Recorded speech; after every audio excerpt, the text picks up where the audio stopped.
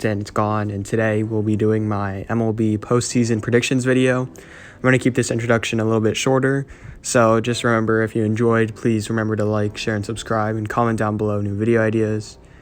And without further ado, let's get on to the video. Starting with the AL wildcard, we have the Boston Red Sox and the New York Yankees. Head-to-head in the regular season this year, the Red Sox won 10-8, but it was a tale of two seasons, as in the first half, the Red Sox won the first 7 matchups, but in the second half, the Yankees then won 10 of the last 11 matchups. The pitching matchup is going to be Gerrit Cole versus Nathan Eovaldi. Some notable hitters on the Red Sox have fared pretty poorly against Gerrit Cole. Kyle Schwarber is 3 for 17 in his career, Rafael Devers is 4 for 19 in his career, and JD Martinez is 4 for 20 in his career. Against Nathan Eovaldi, the Yankees' top hitters have fared a little bit better, but still not that good. Giancarlo Stanton is 7 for 27, but he does have 2 home runs. Gleyber Torres is 7 for 29. Aaron Judge has been the best against Nathan Eovaldi, hitting 8 for 20 with a .650 slugging. In this series, the X factor is going to be Chris Sale. Although he did play on Sunday, he might be able to come out of the bullpen in this game and eat some innings for them.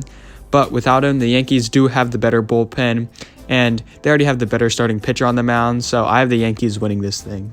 Now on to the NL wildcard, we have the St. Louis Cardinals playing against the Los Angeles Dodgers. Head-to-head this regular season, the Dodgers won 4-3. The pitching matchup is going to be Max Scherzer against Adam Wainwright.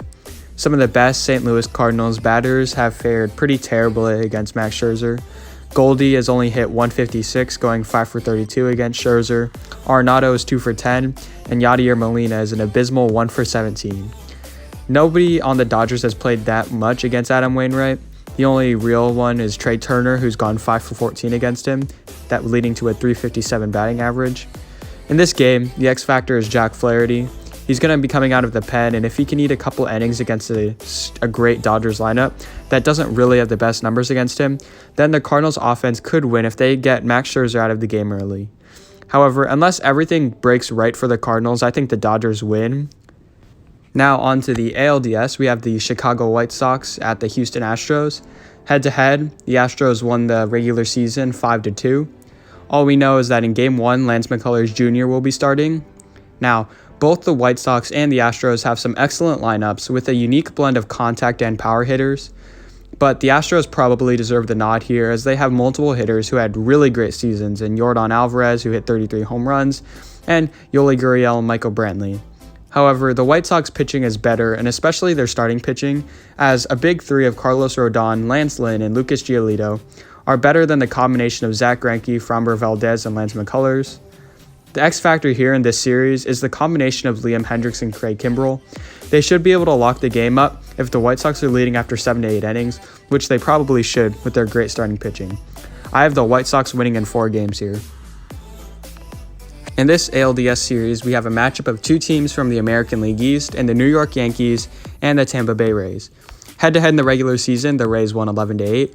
And now, we don't know any of the current pitching matchups, but you can guess that Gerrit Cole will probably pitch in Game 2 or 3, depending on the way of the series.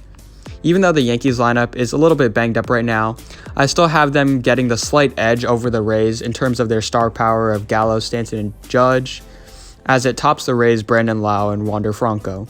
Again, pitching-wise, the Yankees have the star power, but the Rays have the depth, and I'll give them the point here.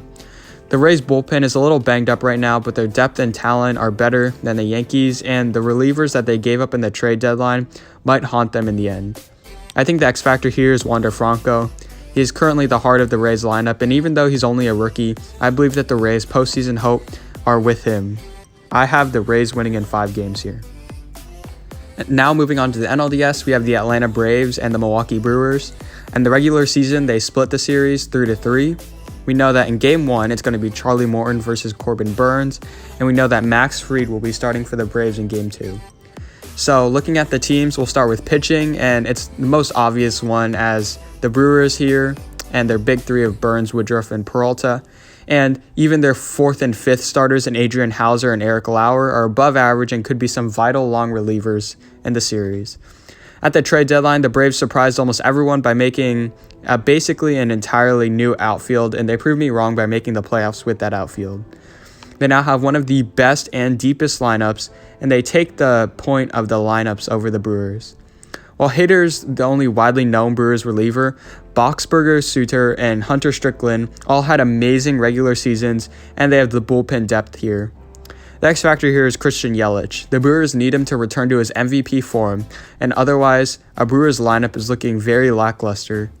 This series could go either way here, but I've got to go with the Brewers in 5.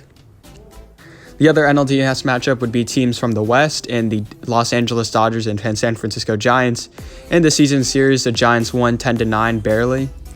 This matchup here is interesting. On paper, the Dodgers are the better team as they have the deepest team in the league, and in every asset of the game, they're amazing. However, the Giants have some advantages on their side and home field advantage and injuries on the Dodgers side. Kershaw will probably not play in this series, and Muncy and Gavin Lux are questionable. Guys like Albert Pujols and Tony Gonsolin will need to step up to help the Dodgers win this series. They are the X factor for the Dodgers. The Giants are arguably just as deep on the pitching side at least, with almost all of their pitchers having career years. But if they can keep a stacked Dodgers lineup passive, they might be able to win this series. The X factor for this series though is Kevin Gausman. He had a 4.77 ERA in the second half of the season, and the Giants need him to be their rock in the rotation. However, in this series, I think that he is going to be that rock in the rotation and have the Giants winning in 5 games. Now moving on to the ALCS, we have the White Sox and the Tampa Bay Rays, and on paper, the White Sox are the better team here as they have more star talent on pitching and in their lineup than the Rays. However, the Rays also have home field advantage, and they seem to do everything right on every part of the game in their defense, pitching, and hitting. The young Rays pitching staff are the X factors in this series. It's going to be power against power here as the high-velocity pitchers like Shane McClanahan and Shane Baz face some of the best power hitters in the game like Jose Abreu and Yoan Moncada. In a 7-game series, the bullpens are going to be tested, and I think that the Rays are better suited as this is where their great depth in their bullpen begins to pay dividends. I have the Rays winning in 6 games here. Now on to the NLCS, we have the Milwaukee Brewers against the San Francisco Giants. Head-to-head in the regular season, the Brewers won 4-3. And these teams are very similar as they don't really have stars that carry these teams, especially on the lineup side. Instead, a mixture of solid depth and great young pieces are the reason for these teams' success. They both have built masterfully well teams, and they don't have one glaring hole on any portion of their game. I think you can expect some games in where their pitchers dominate for 7 to 8 innings, and some other games in which a team scores 8 to 10 runs, as you don't know which part of these stacked groups come out to play today. The X factor in this series would be Josh Hader. As the bullpens get stretched out, like I talked about earlier, he will be called upon to eat multiple innings, and if he can't, the Brewers should not be able to win this series. However, I think that he will come through, and I have the Brewers winning in 7 games. So that means that the Tampa Bay Rays and the Milwaukee Brewers are playing in the World Series in a battle of small market teams. Lineup-wise, the Rays are better as they have a solid core, and Wander Franco will have blossomed the way that Arozarena did last year. Pitching-wise, the Brewers win easily in that their starting pitching is eons better than the Rays, and maybe the lights just get too bright for their young pitching staff. The bullpens are about even as you can get as they have a great young closer and depth in their lineups. These teams are so evenly matched that it could go either way, but the Rays lost last year, so I think that they'll be the team that wants it more and is hungrier to win more. So they win the series in 7 games over the Milwaukee Brewers to win the 2021 World Series.